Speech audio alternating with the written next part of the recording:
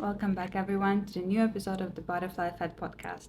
And today we're going to discuss a very interesting topic: what to do when you feel like you're stuck. What does it mean to be stuck? How you can get unstuck? And if you're the person that can't really continuously stick to your goals, to your fitness goals, project goals, work goals, personal life goals, and you often feel like you have absolutely no idea where to move forward, you have no idea how to accomplish those goals that you have in front of you, and you definitely feel like you're lost, frustrated, and just overall have no idea what next step you can make. Today I'm gonna give you 5 practical steps on how to unstuck, and I'm also gonna tell you how actually it works in your head, like why you get all this feelings of frustration and anxiety regarding your next step. So, one big common misconception about being stuck is that if I'm stuck, I have no motivation, I have no desires, I don't know what to do. But generally, even when we're stuck, we're actually highly motivated, but we're highly motivated to not to move. So when you're kind of stuck, it means that you're lost. It means that you don't know what next step you have to do in order to progress in your goals. So you decide to do nothing. You decide to stay where you are. You decide to breathe. And all of your motivation, all of your energy you spend on basically just making yourself stay on the point where you are. Generally, why it happens is because you have two parts of yourself, like two inner personalities they that are in conflict. One of them really wants to move forward. For example, one of them really wants to get this new job and have a progress in your career and new challenging tasks and the new journey. But it's very exciting, obviously, but it's also very risky. So there's another side of you, another part of you who actually wants to stay in a safe zone, wants to stay where they really are, just to not risk, just to not get disappointed or not lose, not fail. As long as those two parts are in conflict, you'll constantly feel like you're torn between two choices. And when you're in this conflict stage, it's really hard to keep moving forward because you're double thinking, you double question each of your steps. So your brain decides that the safest and less energetically expensive move is just to breathe, is just to stay where you are and don't move at all. And that's basically the point when you start to feel stuck. Like, I want to make a step, but for some reason I'm not doing that and I'm staying where I am.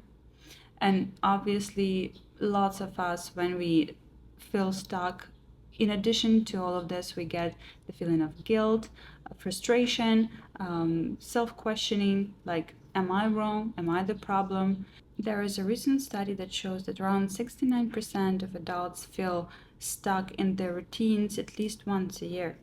Yeah, this idea is comforting that we all been there, we all struggle with the same thing, but is it a good reason to stay where we are? Or are we actually want to learn the practical tools that we can use in the situations when we feel like we're stuck? Because these situations will keep happening.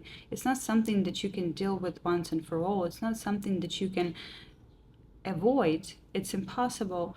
The situation of being stuck will keep coming back into your life. So the most efficient way is basically just to learn and train yourself to identify these moments, to learn the tools that you can apply in those situations so you can literally get unstuck. Sounds like a magic, right? But as I said, today I'm going to give you 5 practical tools, 5 steps on how to unstuck. So practical tool number 1, I call it a brain dump. So, how does it work? Every time when you feel overwhelmed with your thoughts, every time when you feel like you're stuck, you're frustrated, and you have no idea what's the next move you can make, what you can do is to take a journal or just a piece of paper and just write down everything that you have in your head. This is the tool that I'm giving to almost all of my clients, because those who don't have journaling as a daily practice or just overall a part of their routine, they're missing this absolutely amazing instrument that you, by putting your thoughts on a paper, kind of like unloading everything that you have in your head. How I'm doing this is, for example, I'm setting up the timer for 5 minutes. And for those 5 minutes, I'm writing nonstop. I don't filter what I'm writing. I don't put any structure. It's not my school essay that I need to get A+ for. I'm absolutely just putting everything that I have in my head. No filter, no editing, no double thinking, no judgment, which is the most important. Just put everything that you have in your head. And I bet that on minute 3 or 4, you'll find yourself writing about very different thing that the reason that you essentially started with. Because our mind is like a pie with the layers. What we're able to reach super fast is just what's on the surface. Our worries, our desires, wishes, thoughts, dreams, everything is just on the surface. It's something that, like, if I will ask you a question, what do you want? You will tell me what's on the surface. If I'll ask you, what are you afraid of? You're going to tell me what's on the surface.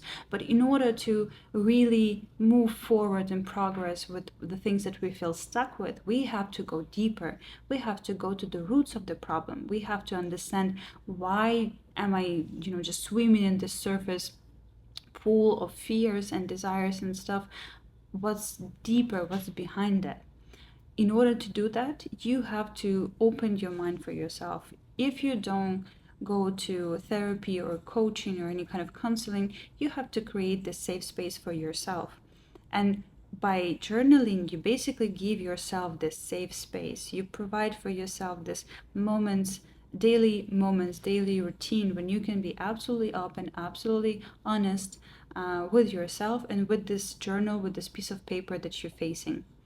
So the main result that you'll receive after this kind of brain dump, after journaling, is that, first of all, according to the researchers, it decreases your mental stress by 50%, which is already absolutely amazing. And together with that, when you write your thoughts down, anyway, you're gonna structure them while writing. So by producing the structured thoughts, you will see a more clear picture and you will understand better your steps towards your goal, towards solving your challenge, or just to understand where you can start. What's your next step? And that's already a big move out of the state where you feel stuck. Step number 2 is to break it down into the teeny tiny small steps. So if you read a book, Atomic Habits, that's something that the author tells, that in order for you to stop moving, in order for you to make an action, what you can do is to break down your goals into such a small little steps that it's pretty much impossible to fail. Because often what I hear also from my clients is that they created this vision in their head that their goal or their task is so huge, it's so complicated, and it's so important for them that in their head it it becomes something absolutely not approachable, something that you're so scared to fail in that you would rather just not even try. We create this only in our head. It's just our perception, because in the end of the day, something that we really desire in the very beginning can become our biggest fear just because it's so important for us to make it happen. In this situation, what are we doing? We're tricking our brain by splitting this big goal or this big step into teeny tiny movements towards it. So we will decrease the resistance of our mind, and also we will trick it into decreasing the importance. For example, you have a goal to bring yourself into the best physical shape possible. For that, you know that you need to continuously go to the gym like 5 days a week. You have to train hard. You have to maintain your diet. You have to, have a private coach or follow some coaching program or take supplements and blah blah blah blah blah. There's like hundreds of steps that you need to do, and you need to do this regularly. You need to do this continuously, and it sounds already like a big of a challenge. Together with that, you start to think that if I will fail and I'm not gonna continue and I'm not gonna stuck to my routine for a day, I failed. I failed it all. So it gives you extra pressure on your shoulders. What can we do in this case? We can start with just setting up the goal. I'm gonna do some activity for 5 minutes a day. Or for example, I'm gonna do hiking once a week or twice a week. I'm gonna play tennis or paddle or anything, or I'm gonna go to the gym twice a week. So the main idea is that you have to set for yourself a small goal that is absolutely approachable, that doesn't require this long preparation or specific state of mind. This is something that you can go and do straight away. It's easy for you, and it's accomplishable. It's really important to set up the goals that's realistic for you to accomplish, because we all want to be like our own superheroes, but in the end of the day, if you will set for yourself goals that's absolutely not accomplishable, you will fail and you will feel like a failure. You will just basically jump on this train of the guilt tripping, and you will spin around in your guilt around this goal, just thinking how much of a failure you are. And that's not something that we want. So we're setting up teeny tiny goals, like 5 minutes a day activity, twice a week, fun activity, fun thing to do outdoorsy, something like that. We can also invite our friends just to be more accountable. And this is already a big start. So it will signal to your brain that you already start to move towards your goal. You're already making steps, you're already making actions. It's not scary, it's not complicated, it's something that you're already doing.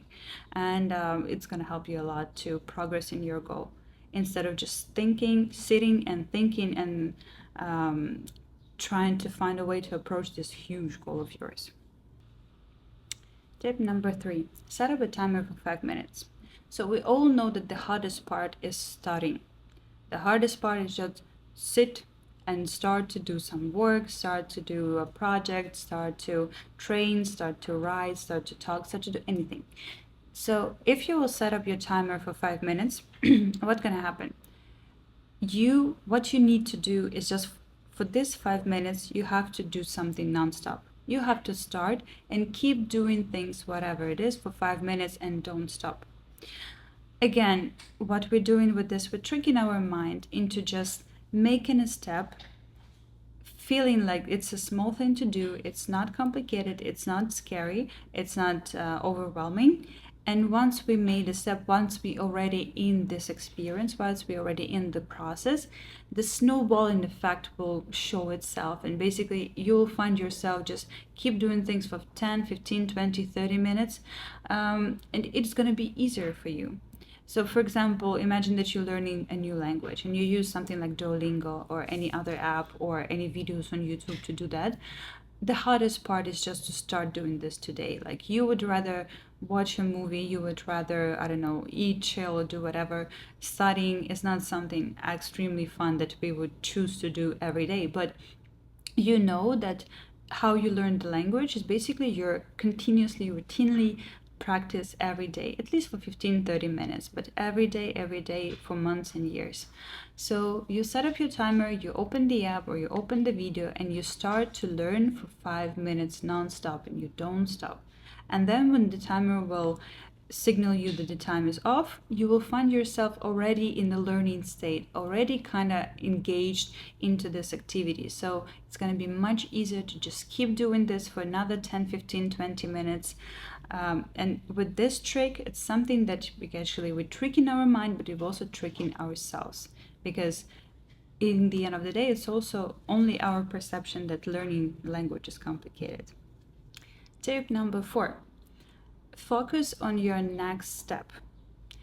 The big issue that I also see, the big challenge that I see with lots of my clients is that they kind of live in the future all the time. Like, for example, they're starting a new project right now and they already worried, they're already anxious, they're already thinking how they're gonna solve problems 6 months from now or a year from now. Some people afraid of performing right now and getting the promotion because they already think how this promotion will take lots of their free time and lots of their nerves and lots of their energy in the future. So they constantly live in the future, trying to solve the problems of the future being here right now in the present. And cognitive psychology tells us that it's absolutely impossible. No task of the future can be solved in the present. it's absolutely impossible. So, what can we do? And what research shows is that if you will switch your focus from the future on today and you will focus on finding the next step, the next goal that you have in front of you, and you will absolutely focus 100% of your attention on this next step instead of thinking about what's expecting you in the future, it will decrease your anxiety, it will decrease your the pressure that you're feeling, and also it will make it so much easier to make a choice, to make a decision which is the best for today. Because as you remember from my episode about making a decision, it seems so complicated, it looks so complicated just because we are taking the whole picture, all these big decisions with lots of unknown parts of the equation, and we're trying to solve this equation. But again, if you're focusing on the future, if you're trying to solve the problems of the future, you're missing what's going on today. And the only time when you can make an action is the present. You can't make action in the past. You can't make action in the future. The only time when you're actually able to make a choice, to make a decision, to make an action is today. It's right now. So that's where your focus needs to be. And tip number 5, track your progress and celebrate your wins. For me personally, I absolutely love making to-do list. So then I can cross the points that I already done, check the check boxes. I feel absolutely like, this ticklish pleasure inside of my fingers when I do this part. So that's something that I recommend also to everyone, especially if you're a very organized person or you want to become one. Create a little to-do list. You can even do this list for weekly goals, for the weekly goals, or maybe even for the daily goals. Set up things that you really want to do, and every time when you done it, just check the box, cross it from the list, cross it from the list. Mentally, it will give you this very visual understanding of your progress, which also super connected to the motivation. When you see that you're progressing, when you see that you're moving towards your goal, you're getting closer to achieving your goal, your brain releases all of those endorphins, which works as an additional motivation for you, as additional fuel for you to keep moving forward. So create this to-do list, check off the boxes when you're done, and celebrate your wins, even the smallest ones. Because small wins, that's exactly what brings us to the big win, to the big goal, to accomplishing the big goal. So, in the end of the day, every time when you feel stuck, every time when you feel like you don't see what's the next step you can make, or you're so scared of making this step because it feels so terrifying, so big, so complicated, and so important to succeed in, what can you do is basically unload all of your thoughts into the piece of paper in your journal. Just get rid of it move it from your head into the journal, free of the space so you can actually see the picture more clearly. Step number two is you break down big steps into teeny tiny small steps that it's really hard for you to fail. So you will start making an action. You will start the snowballing effect. You will start to roll your snowballs. Step number 3, set up 5 minutes timer, start to do the action for 5 minutes, make this step, like jump through this line, and already after 5 minutes it will be much, much easier for you to keep moving, keep rolling. Step number 4, instead of living in the future or in the past, focus on the present and find the next step that's relevant for you to make, and focus your 100% attention on this step, on performing this step. And step number 5, don't forget to track your progress and celebrate your wins, which is very important for your mental state and for your motivation to keep you running. And maybe today I will leave you with this phrase that I found really, really relevant for today's episode, that a journey of 1,000 miles starts with a single step. Sometimes what's the most complicated about keep moving forward is just our impression, our perception of how hard and complicated might be the next step, or how big and terrifying and important is our goal. So as long as you understand that it's all in your head, it's all your perception, awareness is already 50% of the result. Once you notice that what makes it complicated is your perception, you actually can make a choice to drop this importance, to drop the level of complicity that you assign to this task. And already it will feel already it will make the situation look more clear, more understandable, and you will start to see your next steps that you can do towards your big goal. The action is the only thing that could bring you to your goal. So instead of overthinking, start doing things. Thank you very much for listening to me today. Thank you very much for watching this podcast. Please leave the comments if you have any questions, and also if you want to share your strategies, your stories about being stuck and getting unstuck. And I'll see you in the next episode. Bye. The journey of 1,000 miles starts with a.